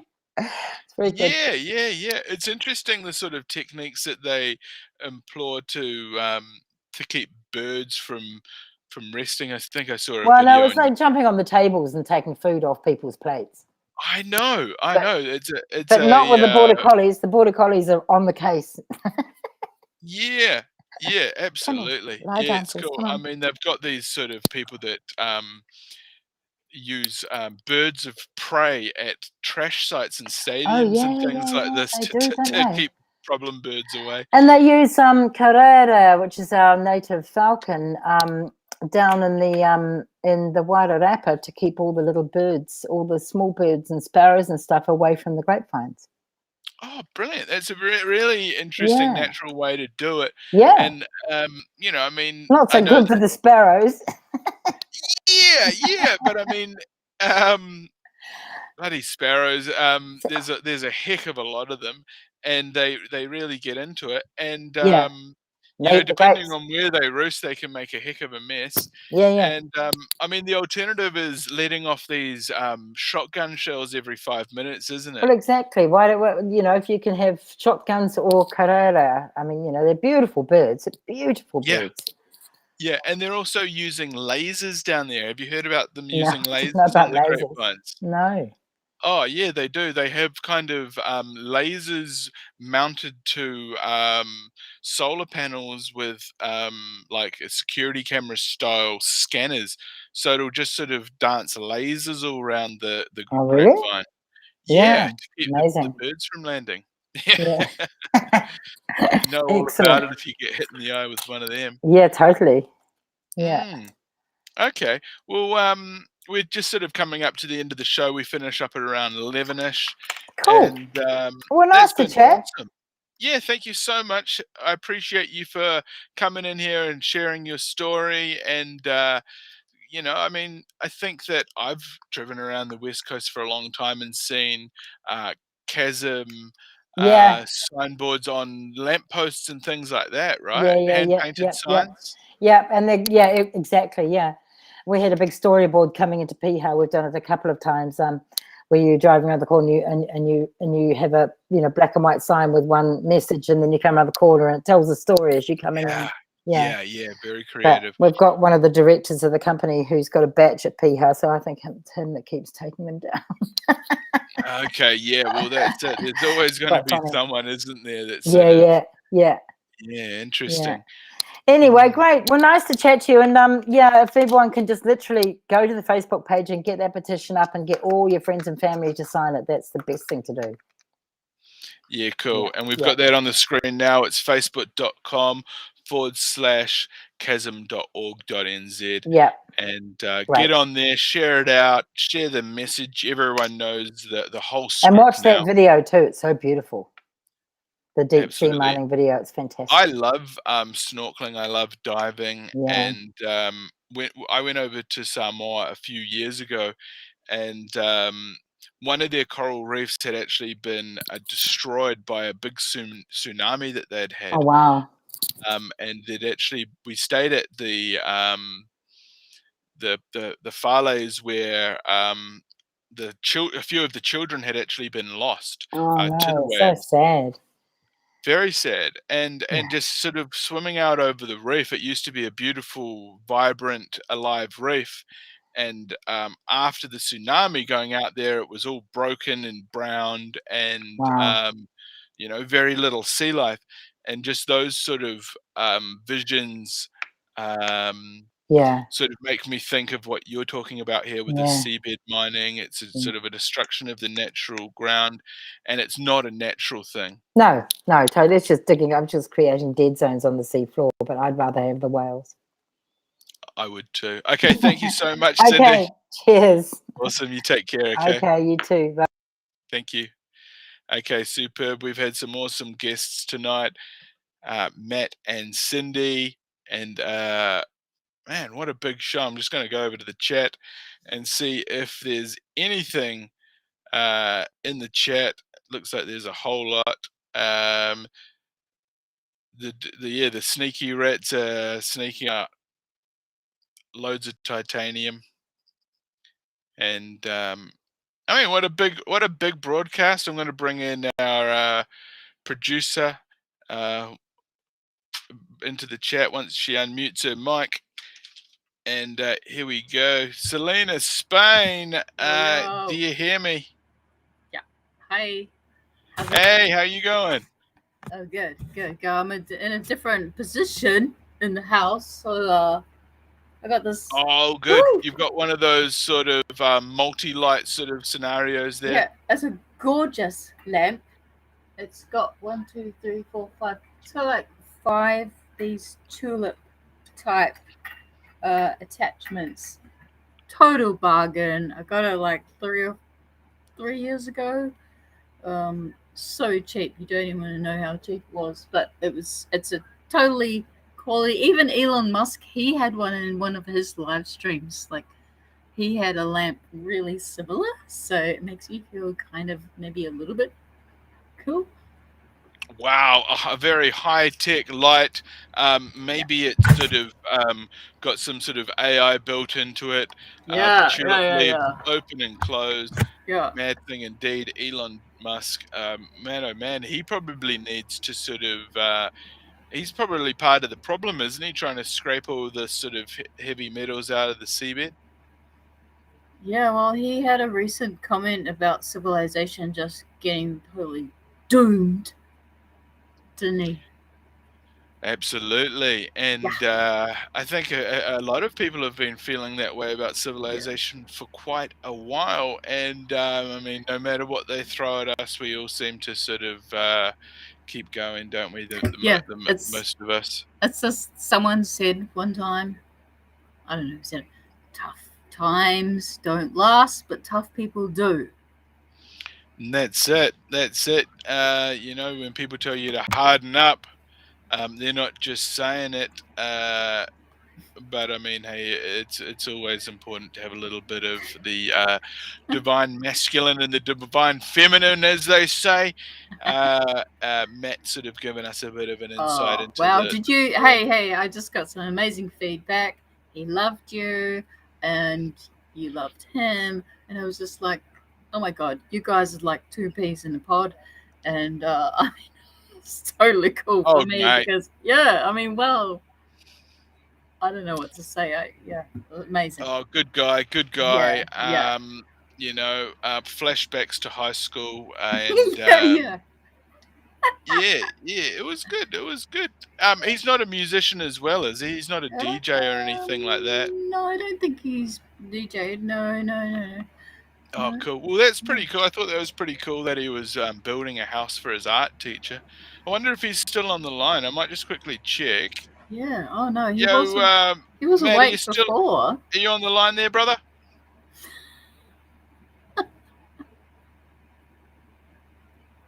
Possibly not.